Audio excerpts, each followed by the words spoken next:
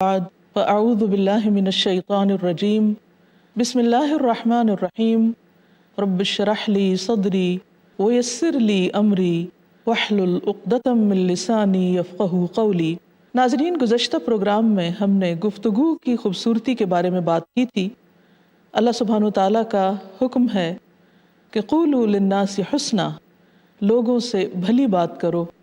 اچھے انداز میں بات کرو، اچھی بات کرو۔ لیکن انسانی معاملات میں گفتگو کے علاوہ باہمی تعلقات کے اندر خوبصورتی اور ایک دوسرے کے ساتھ خیر خواہی اور بھلائی کا رویہ بھی نہایت ضروری ہے، ان حالات میں بھی جب باہمی تعلقات اچھے ہوں، اور ان حالات میں بھی جب باہم لوگوں کے درمیان اختلاف ہو جائے۔ اچھے دنوں میں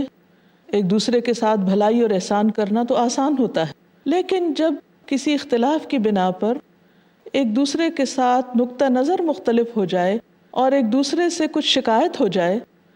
تو اس کے بعد دوسرے کے ساتھ احسان کرنا نہایت مشکل ہوتا ہے۔ ہمارے دین کی خوبصورتی یہی ہے کہ ہمیں ایسے وقت میں بھی احسان کا رویہ اختیار کرنے کا حکم دیا ہے، کیونکہ اللہ تعالیٰ محسنین سے محبت کرتا ہے۔ قرآن مجید سورۃ البقرہ کی آیت نمبر 237 میں اللہ تعالیٰ فرماتے ہیں وَإِن طَلَّقْتُمُوهُنَّ مِن قَبْلِ أَن تَمَسُّوهُنَّ وَقَدْ فَرَضْتُمْ لَهُنَّ فَرِيضَةً فَنِصْفُ مَا فَرَضْتُمْ إِلَّا أَن يَعْفُونَ أَوْ يَعْفُوَ الَّذِي بِيَدِهِ عُقْدَةُ النِّكَاحِ وَأَن تَعْفُوا أَقْرَبُ لِلتَّقْوَى وَلَا تَنْسَوُا الْفَضْلَ بَيْنَكُمْ إِنَّ اللَّهَ بِمَا تَعْمَلُونَ بَصِيرٌ۔ اور اگر انہیں ہاتھ لگانے سے پہلے ہی طلاق دے دو مگر ان کا حق مہر مقرر ہو چکا ہو تو طے شدہ حق مہر کا نصف ادا کرو۔ یعنی لڑکی کی رخصتی نہیں ہوئی، اس سے پہلے ہی تعلقات میں کچھ خرابی آ گئی اور بات طلاق دینے تک پہنچ گئی، تو اس موقع پر بھی تم جو مہر طے کر چکے ہو اس کا آدھا اس کو دے دو، الا یہ کہ وہ عورتیں از خود معاف کر دیں، وہ نہ لینا چاہیں تو ٹھیک ہے، یا وہ مرد جس کے اختیار میں عقد نکاح ہے فراخ دلی سے کام لے اور پورا مہر دے دے، یعنی آدھا دینے کی بجائے پورے کا پورا ہی ادا کر دے، تو یہ بھی احسان کا رویہ ہے۔ اور اگر تم درگزر کرو اور پورے کا پورا مہر دے دو تو یہ تقوی سے قریب تر ہے، یعنی اللہ تعالیٰ نے اس بات کی طرف توجہ دلائی کہ پورا دینا زیادہ بہتر ہے۔ اور باہمی معاملات میں احسان کو نہ بھولو، یعنی صرف مہر کی ادائیگی تک ہی نہیں بلکہ جو بھی آپس کا لین دین ہو، معاملہ ہو، اس میں ایک دوسرے کے ساتھ اچھا ہی کرو، اور جو کچھ بھی تم کرتے ہو یقیناً اسے اللہ دیکھ رہا ہے، وہ دیکھ رہا ہے، وہ جانتا ہے، وہ اس کی جزا تم کو دے گا۔ آج جو تم کسی انسان کے ساتھ بھلا کرو گے کل اس کا صلہ اور اجر اللہ کے ہاں پالو گے، اور اللہ تعالیٰ کی طرف سے ملنے والا اجر کئی گنا زیادہ ہوگا۔ آج ہم ایک چیز دیتے ہیں تو اللہ تعالیٰ اس کے بدلے میں 10، 700 اور اس سے بھی زیادہ کئی گنا اس کو بڑھا کر انسان کے لیے جمع رکھتے ہیں۔ بہرحال جو اصل میں قاعدے کی چیز ہے اور جسے زندگی کے تمام معاملات میں یاد رکھنا چاہیے وہ یہ ہے کہ وَلَا تَنْسَوُا الْفَضْلَ بَيْنَكُمْ، اور اس کا اطلاق صرف طلاق کے معاملے میں نہیں بلکہ زندگی کے باقی تمام معاملات میں بھی ہے۔ انسان اپنی زندگی میں بہت سے لوگوں کے ساتھ ملتا جلتا ہے، رشتہ داروں کے علاوہ دوسرے لوگوں سے بھی تعلقات انسان کے ہوتے ہیں، جس میں دوستی کا تعلق، بعض اوقات بہت گہرے تعلقات بھی ہو جاتے ہیں، بلکہ اپنے رشتہ داروں سے بھی بڑھ کر ایک دوسرے کے ساتھ محبت اور شفقت اور رحم اور خیر خواہی کے جذبات دلوں میں پائے جاتے ہیں۔ لیکن پھر انسان ہے، انسان سے غلطی ہو جاتی ہے، کوتاہی ہو جاتی ہے، بعض اوقات حالات میں ایسی تبدیلی آ جاتی ہے کہ تعلقات پہلے جیسے نہیں رہ سکتے، بعض اوقات دنیا سے لوگ چلے جاتے ہیں۔ تو ان تمام صورتوں میں انسان کے لیے لازم ہے کہ وہ اپنے گزشتہ تعلقات کو کبھی نہ بھولے، خواہ کبھی کسی سے تھوڑے عرصے کے لیے ہی کوئی اچھا تعلق رہا ہو تو اس کا بھی پاس رکھنا ضروری ہے، کیونکہ کسی معاشرے کی خوشی، بہتری، ترقی کا انحصار اس پر ہے کہ اس کے لوگ باہم احسن طریقے سے مل جل کر رہتے ہیں۔ کسی خاندان کے اندر بھلائی اور خوبی اور برکت اسی صورت میں ہو سکتی ہے کہ جب وہ خاندان کے لوگ آپس میں ایک دوسرے کے اوپر احسان کرنے والے ہوں۔ ایک رویہ یہ ہوتا ہے کہ ہر شخص صرف اپنا حق دیکھے، اپنا فائدہ دیکھے، اپنا مطلب دیکھے، خود غرضی کا بندہ، اور دوسرا شخص وہ ہے کہ جو دینے والا ہو، جو دوسرے کے ساتھ اچھا کرنے والا ہو۔ اسلام دوسرے رویے کو پروموٹ کرتا ہے کہ جس میں ہر شخص لینے والا نہیں، دینے والا بن جائے۔ اگر اس کے پاس مال نہیں تو بھی اچھی بات کرنے والا ہو، دوسرے کے ساتھ احسان کرنے والا ہو اور معاف کرنے والا ہو، کہ بعض اوقات لینے دینے کی بات نہیں ہوتی، ایک دوسرے کی غلطی کو معاف کرنے کی بات ہوتی، تو اس صورت میں بھی انسان کو معاف کر دینا چاہیے، کیونکہ یہ تقوی سے زیادہ قریب ہے اور اللہ تعالیٰ کی محبت حاصل کرنے کا ذریعہ ہے۔ حضرت عائشہ رضی اللہ تعالیٰ عنہا کہتی ہیں کہ ایک بوڑھی عورت نبی صلی اللہ علیہ وسلم کے پاس آئی جبکہ آپ میرے ہاں تشریف فرما تھے۔ آپ صلی اللہ علیہ وسلم نے اس سے پوچھا کہ تم کون ہو؟ بولی میں جثامہ مزنیہ ہوں۔ آپ نے فرمایا اچھا تم حسانہ مزنیہ ہو، یعنی اس کا نام بھی اچھے طریقے سے لیا۔ تم کیسی ہو؟ تمہارا کیا حال ہے؟ ہمارے بعد تم لوگ کیسے رہے؟ یعنی اس سے بہت اچھے طریقے سے اور بہت خوبصورت انداز میں گفتگو کی۔ اس نے کہا اللہ کے رسول صلی اللہ علیہ وسلم میرے ماں باپ آپ پر قربان ہوں، ہم خیر و عافیت سے رہے۔ جب وہ چلی گئی تو میں نے کہا کہ اللہ کے رسول صلی اللہ علیہ وسلم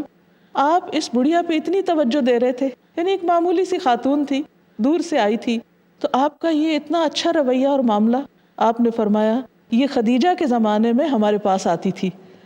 اور صحبت کا حق یاد رکھنا ایمان کا حصہ ہے، یعنی پرانے تعلقات تھے ان سے ہمارے۔ یہ انسان کے اخلاق اور انسان کی شرافت اور بلند کردار ہونے کی علامت ہے کہ انسان معاشرے کے ان لوگوں کو بھی توجہ دے کہ جو بظاہر اپنے برابر کے یا اپنے سٹیٹس کے نہیں ہیں۔ بعض اوقات ایسا ہوتا ہے کہ ایک وقت میں انسان کے حالات اچھے نہیں ہوتے، اس کے میل جول کے لوگ بھی اسی طرح کے ہوتے ہیں، پھر اللہ تعالیٰ اپنا فضل کرتا ہے اور حالات اچھے ہو جاتے ہیں۔ بعض لوگ دنیاوی اعتبار سے بہت ترقی کر جاتے ہیں اور ان کے پرانے تعلق داروں کے ساتھ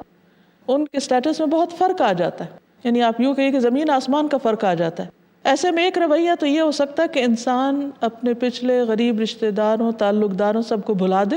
اور ان سے اجنبی بن جائے اور ان سے کوئی تعلق واسطہ نہ رکھے، اور دوسرا یہ ہے کہ انسان کہیں پر بھی پہنچ جائے لیکن جن کے ساتھ اچھا وقت گزرا ہو ان کے اس وقت کو، اس تعلق کو کبھی فراموش نہ کرے، اور جب کبھی واسطہ پڑے تو ان کے ساتھ اچھے اخلاق کا ہی مظاہرہ کیا جائے۔ اسی طرح بعض لوگ وفات کے وجہ سے جدا ہو جاتے ہیں اور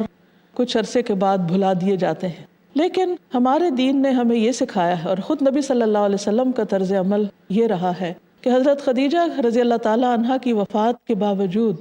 اس کے بعد بھی جبکہ آپ کے پاس کئی ازواج تھیں، لیکن آپ نے کبھی بھی حضرت خدیجہ کے ساتھ گزرا ہوا اچھا تعلق اور اچھے واقعات اور اچھے حالات کو فراموش نہیں کیا، بلکہ ان کے رشتہ داروں اور ان کی دوستوں تک کو بھی آپ اہمیت دیا کرتے تھے۔ جب آپ کوئی بکری ذبح کرتے یا کوئی چیز لوگوں میں تقسیم کرتے تو ان کی دوستوں کو بھی بھجوایا کرتے تھے۔ حضرت عائشہ کہتی ہیں کہ جب آپ حضرت خدیجہ کا تذکرہ کرتے ان کی وفات کے بعد تو خوب تعریف کرتے۔ ایک دن مجھے غیرت آئی، میں نے کہا کہ آپ اتنی کثرت سے ایک سرخ مسوڑوں والی عورت، یعنی جو اتنی بوڑھی ہو چکی تھی کہ اس کے دانت بھی گر چکے تھے، صرف مسوڑے ہی باقی رہ گئے تھے، اس کا ذکر کرتے رہتے ہیں جس کے بدلے اللہ تعالیٰ نے آپ کو اتنی بہترین بیویاں دی ہیں۔ آپ نے فرمایا اللہ تعالیٰ نے مجھے اس کے بدلے میں اس سے بہتر کوئی بیوی نہیں دی، یعنی آپ نے بالکل درست بات کی اور جو حقیقت تھی وہ بیان فرمائی۔ فرمایا وہ مجھ پر اس وقت ایمان لائی جب لوگ کفر کر رہے تھے، میری اس وقت تصدیق کی جب لوگ میری تکذیب کر رہے تھے، نہیں مجھے جھٹلا رہے تھے، اپنے مال سے میری مدد کی جب کہ لوگوں نے مجھے اس سے اپنے مال سے دور رکھا، اور اللہ تعالیٰ نے مجھے اس سے اولاد عطا کی جب کہ میری دوسری بیویوں سے میرے ہاں اولاد نہیں ہوئی۔ تو اس سے پتہ چلتا ہے کہ آپ صلی اللہ علیہ وسلم صرف حضرت خدیجہ کی محبت ہی کو یاد نہیں رکھتے تھے، ان کے سارے احسانات بھی یاد تھے، اور گن گن کر ایک ایک احسان یاد رکھا ہوا کہ ان سے آپ کو کس کس قسم کا تعاون ملا۔ اور یہ حقیقت ہے کہ جب آپ پر پہلی وحی نازل ہوئی اور آپ گھبرائے ہوئے گھر میں تشریف لائے تو اب حضرت خدیجہ صرف ایک بیوی نہیں تھی،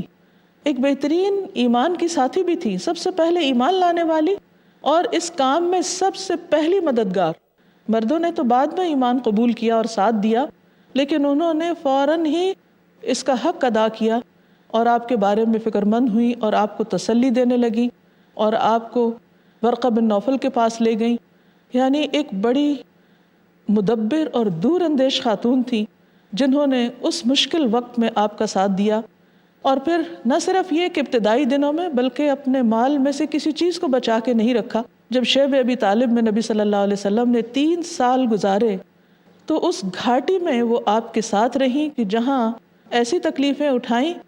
کہ وہ سخت بیمار پڑ گئیں اور اس کے بعد جلد ہی ان کا انتقال بھی ہو گیا. نبی صلی اللہ علیہ وسلم نے خاص طور پر خواتین کو اس معاملے میں تلقین کی ہے. حضرت اسماء بنت یزید کہتی ہیں کہ ایک مرتبہ ہم اپنی سہیلیوں کے ساتھ تھے کہ نبی صلی اللہ علیہ وسلم ہمارے پاس سے گزرے. آپ نے ہمیں سلام کیا اور فرمایا احسان کرنے والوں کی ناشکری سے بچو. میں نے عرض کیا یا رسول اللہ صلی اللہ علیہ وسلم احسان کرنے والوں کی ناشکری سے کیا مراد ہے؟ یعنی کون احسان کرنے والے اور کون سی ناشکری؟ فرمایا تم میں سے ایک اپنے ماں باپ کے گھر دنوں تک بن بیاہی بیٹھی رہتی ہے، پھر اللہ تعالیٰ اس کو شوہر عطا کرتا ہے، وہ اس کے ساتھ ہر طرح کا احسان کرتا ہے، لیکن کبھی اس سے اگر کوئی غلطی ہو جاتی ہے تو وہ غصے میں آ کر کہہ دیتی ہے کہ میں نے تجھ سے کبھی کوئی خیر نہیں دیکھی. تو یہ جو جملہ ہے کسی بھی عورت کا کہ میں نے اس گھر میں کوئی خیر نہیں دیکھی یا کوئی خوشی نہیں دیکھی، یہ انتہائی ناشکری کا جملہ ہے. نبی صلی اللہ علیہ وسلم نے خاص طور پر یہ جملہ خود بول کر بتایا کہ یہ ناشکری کا جملہ ہے اور خواتین کو اس جملے کے بولنے سے پرہیز کرنا چاہیے، کیونکہ یہ ہو ہی نہیں سکتا کہ کوئی شوہر اپنی بیوی پر کسی بھی قسم کا کوئی احسان نہ کرے. تو آپ نے فرمایا کہ تم میں سے کوئی عورت شوہر سے بے نیاز نہیں ہو سکتی کہ وہ کہے کہ مجھے ضرورت ہی نہیں ہے اس زندگی کی اور چھوٹی چھوٹی باتوں پر ناراض ہو جائے. انسان کو صبر اور برداشت اور حوصلے سے کام لینا چاہیے. اسی طرح والدین کے ساتھ احسان کا تو ہم سب پڑھتے ہیں قرآن مجید میں، لیکن صرف ان کے ساتھ احسان نہیں بلکہ ان کے جو متعلقین ہیں، ان کے جو دوست احباب ہیں، ان کے ساتھ اچھا سلوک کرنا بھی ضروری ہے. والدین کے ساتھ احسان کے بارے میں تو ہم سب جانتے ہیں، اللہ تعالیٰ کا حکم ہے وَبِالْوَالِدَيْنِ احسانا، بار بار اس کی تاکید کی گئی ہے. لیکن صرف اتنا ہی کافی نہیں کہ ہم والدین کے ساتھ اچھی گفتگو کریں یا ان کے کچھ حقوق کا خیال کریں، بلکہ اس احسان میں یہ بھی آتا ہے کہ جن لوگوں کا ہمارے والدین پر احسان ہوتا ہے یا ہمارے والدین کے ساتھ ان کے اچھے تعلقات ہوتے ہیں ان کے ساتھ بھی احسان کرنا چاہیے. یہ بھی دراصل والدین کے ساتھ احسان ہی کی ایک شکل ہے. عبداللہ بن عمر کے بارے میں آتا ہے کہ وہ جب مکہ کے لیے روانہ ہوتے حج عمرے وغیرہ پر تو اونٹ پر سفر کرتے ہوئے اپنے ساتھ ایک گدھا بھی رکھتے. جب اونٹ کی سواری سے تھک جاتے تو گدھے پہ بیٹھ جاتے اور امامہ پہن لیتے، یعنی پگڑی وغیرہ باندھ لیتے تاکہ دھوپ وغیرہ سے بچیں. تو وہ کہتے ہیں کہ ایک دن ابن عمر جا رہے تھے کہ راستے سے ایک دیہاتی آدمی گزرا. ابن عمر نے اس دیہاتی سے کہا کہ تم فلاں اور فلاں کے بیٹے ہو؟ اس نے کہا کیوں؟ وہ ان کو پہچان کروا رہے تھے کہ تمہارے والد میرے والد کے دوست تھے. تو اس نے کہا جی ہاں میں فلاں کا بیٹا ہوں. تو اتنا کہنے پر ابن عمر نے اپنا گدھا اور اپنا امامہ اس شخص کو دے دیا اور کہا کہ تم اس پر سوار ہو جاؤ اور یہ امامہ پہن لو. ابن عمر کے ساتھیوں نے کہا کہ اللہ آپ کی بخشش فرمائے، آپ نے اس دیہاتی کو اپنا وہ گدھا دے دیا جس پر آپ آرام کرتے تھے اور سہولت کے لیے آپ نے ساتھ رکھا ہوا تھا، اور امامہ بھی دے دیا جو آپ اپنے سر پہ باندھتے تھے. تو انہوں نے کہا کہ میں نے رسول اللہ صلی اللہ علیہ وسلم کو فرماتے ہوئے سنا ہے کہ نیکیوں میں سب سے بڑی نیکی